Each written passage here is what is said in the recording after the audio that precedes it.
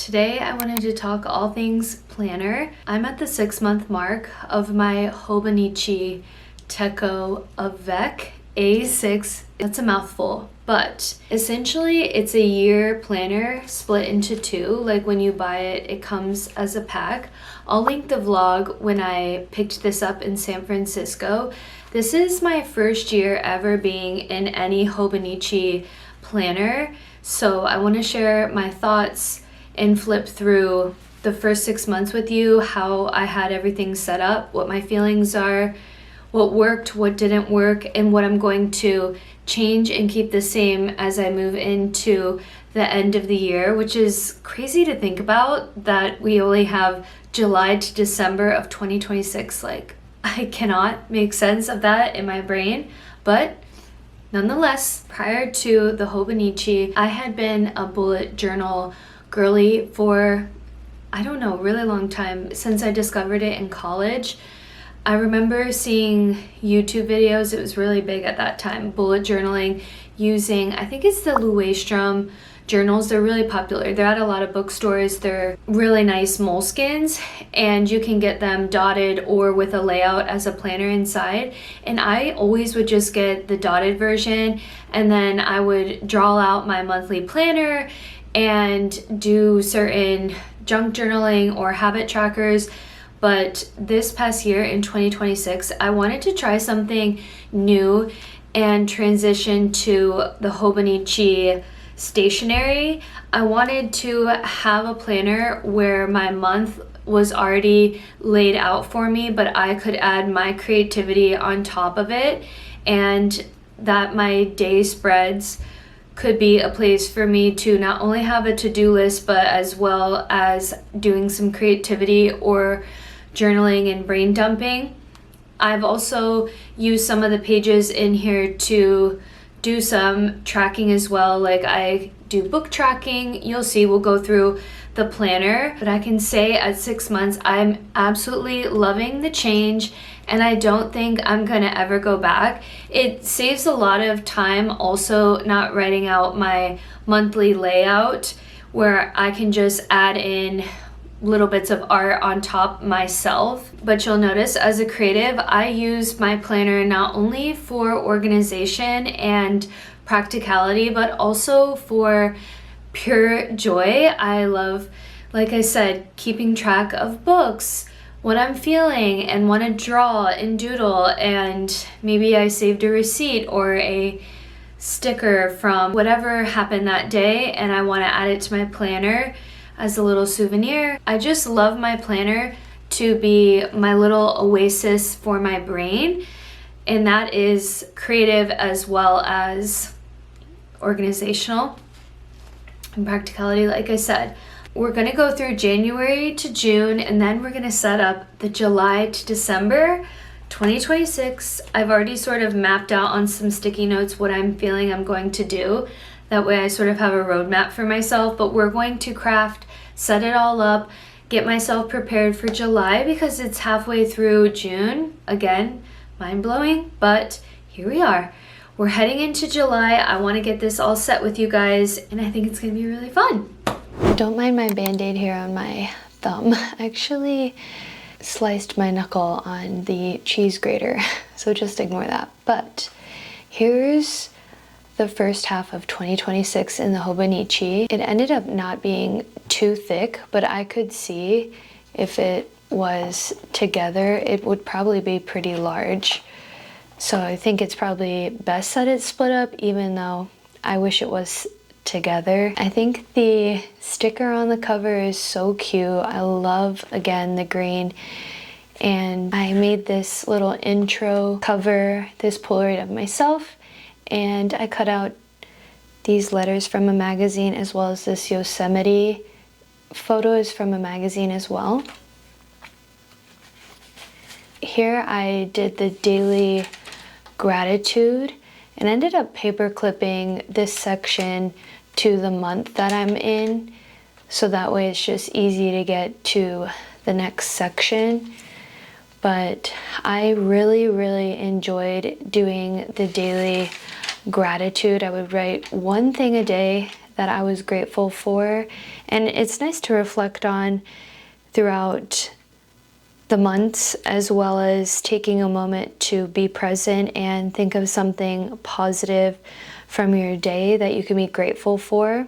So I really loved this. I cut all these letters from magazines.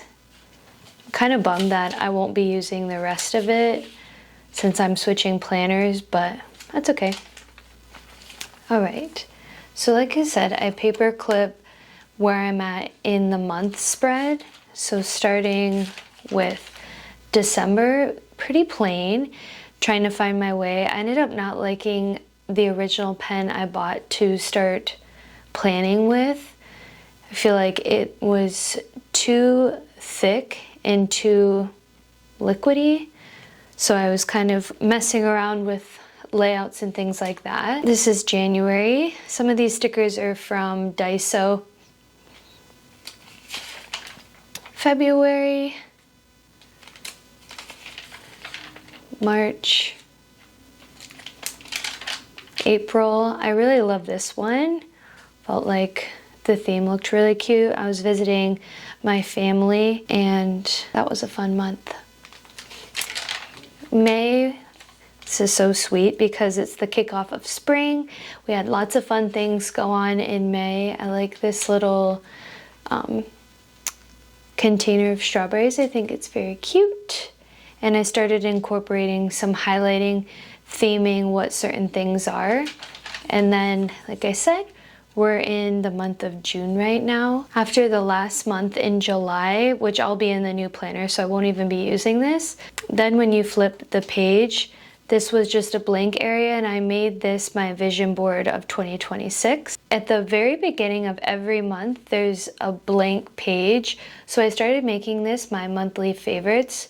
So this is for January, and then you'll see like for February, I just print these off at like Office Depot or Staples, stuff like that.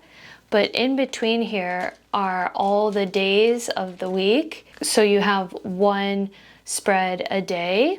I use this bottom area to either do art or write a little journal entry, and at the top I use it for my daily to-do list, and it's perfect. Enough space for a to-do list because I don't complete that many tasks in a day, so you don't really need too much space for a to-do list in my opinion. So the bottom half I used either for art or a journal entry. I love this tree that I did.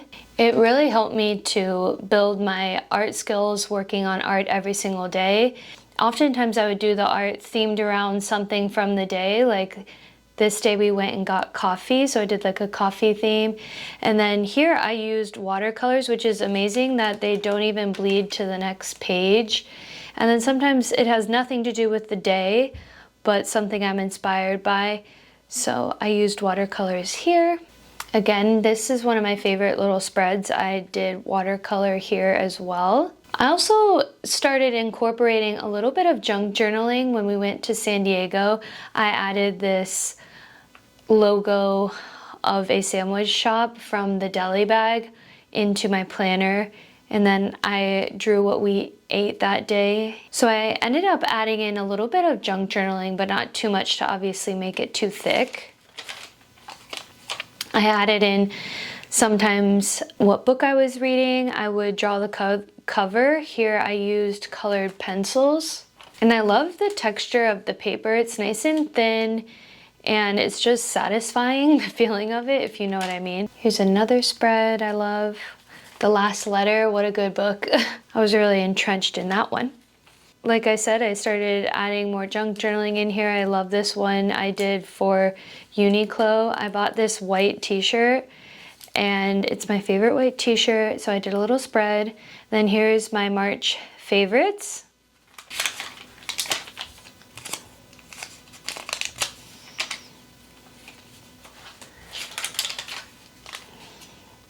This was May. Went and saw The Devil Wears Prada 2, such a great movie.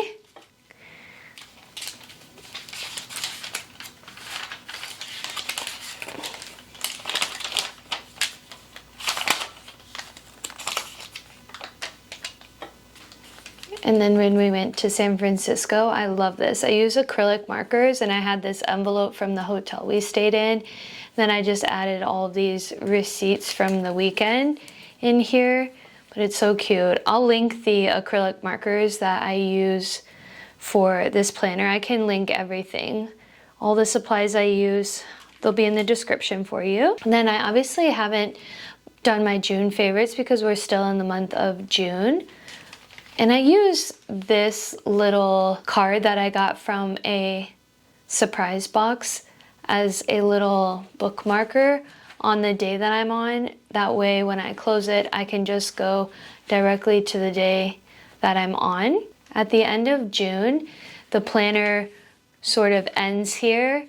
And then you guys remember from my first Hobonichi vlog, I can link that for you. I made this book section with my little ratings, and then I highlight my 5-star reads.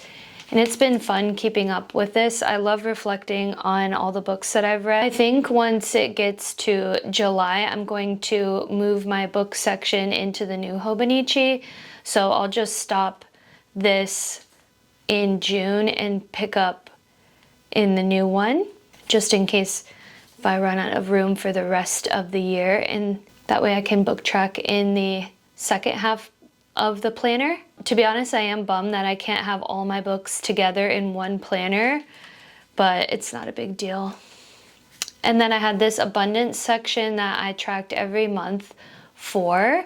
I'm not sure if I'm gonna keep up with this layout. I might try some new things for this planner, some new tracking I might do. So I don't know if I'll keep the abundance section, but I did track every month different things. And then this is just a graph section. I didn't end up doing anything here in this section, but I did keep up with some of my favorites. I tried to make this unrelated to books since I already have book tracking. I have the movies in purple or shows. The blue is music, and then the pink is food or restaurants. So I really enjoyed The Beast in Me. That was on Netflix. We got Revolution Coffee and Moto Deli in Oceanside and Encinitas, California. And then Devil Wears Prada, of course, loved that movie. And then we went and saw the Ford concert. We also got to see a watch party for Survivor 50 and meet Joe Hunter. And then we had a really yummy breakfast in San Francisco at Wooden Spoon. So I wanted to save that. It's a nice way to have things that are not in your phone and that you can just have for your own memory. And then the next page is all of my favorite 100 memories. Obviously, I'm not going to be able to be finishing this because I'm moving into the new planner, but I made these different from my daily gratitude. So these are some of the highlights over the past 6 months, like when I got my Kindle for the first time, when I volunteered at the theater, playing soccer with my niece, Pilates with my sister, meeting Joe Hunter, just different little things. I love this. And I made these clippings from a magazine.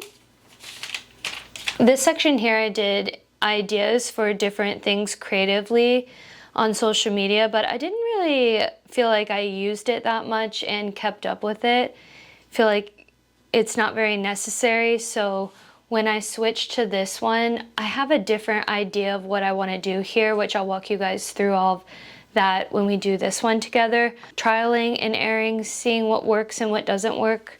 Then just some of the back pages here. I didn't really make any changes in the back, but overall, I have really loved the Hobonichi planner, and I plan to continue this as my main stationery moving forward throughout the years. I think I just might switch because I do want them to be together for an entire calendar year. So we'll see what I go into for 2027, but so far for a 6-month check-in, I'm absolutely loving the Hobonichi. I'm going to give you guys a little flip through of the July to December. I sort of planned out and roadmapped what I'm going to be doing for layouts, and I want to show you that, and then I'm going to pretty much just lock in and craft, and I'll share that with you guys. But starting with our first page, it'll obviously be a cover page similar to how I did the first one. I'm going to do something like that in the opening page, and then the same introduction calendar. Here I'm going to continue with the daily gratitude, and I'm going to cut out different letters here to go up here, but I'm going to stick with the daily gratitude. I loved doing that. And then it heads into June, which I'll still be in my old planner, but once July is set, we'll be in this one, so I'm really excited. And then when you come to this page, you remember in my last Hobonichi, I did like a vision board. I don't want to do that again since it's not a new year. So I think I'm going to turn this into my books for the last 6 months, here and here. And I think this page, I'm going to do my top 5 books of the entire year for 2026. I almost forgot the year.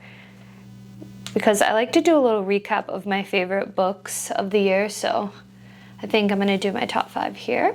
And then it gets into the month opening page, which I'm still going to continue with doing my monthly favorite picture collage. I like that. It's a nice way to see a lot of photos and memories.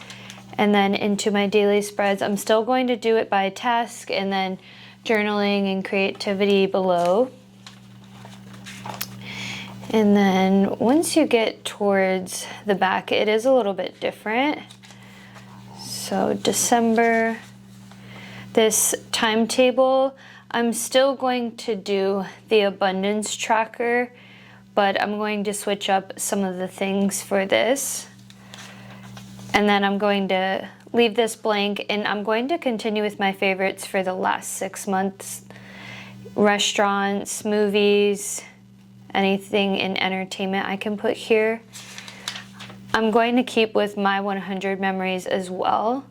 I'll make a little title with some letter collages. And then here I'm doing something different. I'm going to make this into a wish list section. So things I want to do, sort of like a bucket list. So restaurants I want to go to or hear about that are good, I want to put them on a physical list. So then when we want to try somewhere new, I'm like, oh, I can look at my list. Then places I'd like to go on my bucket list, recommendations that people tell me. Often yoga students will tell me like, you should go on this hike, or you guys should go to this destination, and I want to have a place that I can write that kind of stuff. And then entertainment, maybe concerts I want to go to, movies I want to see. And then here is going to be a hobbies wish list, fun little crafts I want to try, or hobbies I want to try. And then the back is a little shorter, like I said, it's a little different, so it's just the ending pages, and that's it. I'm going to start crafting here and lock in, so I'll do an overlap sped up so you can watch me craft. But I have this pouch here I got from Daiso, and I have a bunch of stickers. I'm gonna put a sticker, I think, on the front. I have a bunch of little stickers and things in here that I can use. I also have this little box I got from Michael's, and I keep a lot of magazine clippings in here and little paper scraps. Like, this is really cute. And I have some like words so I can use for letter cutting. So I'll keep this near me while I work on this. The last thing I have is a bunch of magazines. I just collect these from random places that are free, and I just use them for all different types of things. Maybe letter cutouts, or I like an image. You never know what you could find in a random magazine, so I use these as well to collage and decorate my planner with as well. Okay, now to the fun part, let's decorate.